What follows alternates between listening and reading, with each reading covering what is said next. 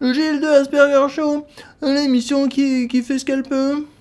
Bonjour. Alors au sujet du procès de l'affaire du Carlton, DSK ne savait a priori pas que les dizaines de filles canons qui accouraient dans le palace pour lui sucer la bite étaient des prostituées.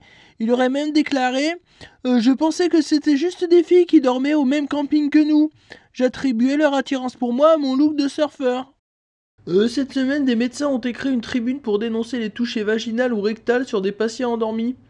Bon alors c'est vrai que d'une certaine manière, si t'apprends jamais qu'une dizaine d'étudiants ont enfoncé un membre dans un de tes orifices, c'est comme si c'était jamais arrivé. Mais bon, maintenant qu'ils en ont parlé, au moindre picotement après une anesthésie, tu vas forcément avoir l'impression de t'être fait violer sous GHB. En tout cas, j'aimerais bien que ça donne l'impulsion à une lettre ouverte pour dénoncer l'énorme intrusion anale pratiquée par les hommes politiques sur toute une population lobotomisée par BFM TV, TF1 ou encore M6. Hola, je voulais réagir sur les médecins qui font le viol pendant les opérations pour dire que c'est très dommage parce que plutôt que d'abuser la confiance, il suffirait de mettre des annonces, il y aurait beaucoup de volontaires pour se faire chatouiller dedans par les médecins. Les gens ils vont se faire piquer pour donner le sang, alors pour avoir les rapports sexuels, il y aura beaucoup de gens pour aider. Ah coucou les médecins.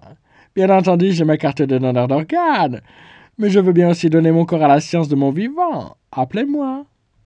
Alors peut-être que certains d'entre vous ont vu passer cette photo soi-disant représentative de notre époque, où un mec reste rivé sur son portable alors qu'une baleine passe à côté de lui.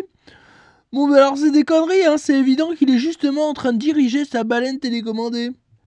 Alors vous savez tous que la forêt amazonienne est en danger et se réduit chaque jour alors qu'elle est considérée comme le poumon de la planète. Eh bien j'ai découvert un super projet qui s'appelle Imprimer pour sauver la forêt.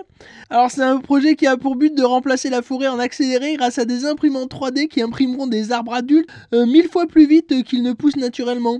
Donc voilà, je compte sur vous pour aider la planète en leur donnant l'argent dont ils ont besoin pour concrétiser leur projet. Pour l'instant, ce qu'ils récoltent sert à construire dans la forêt les routes qui permettront d'acheminer les imprimantes géantes.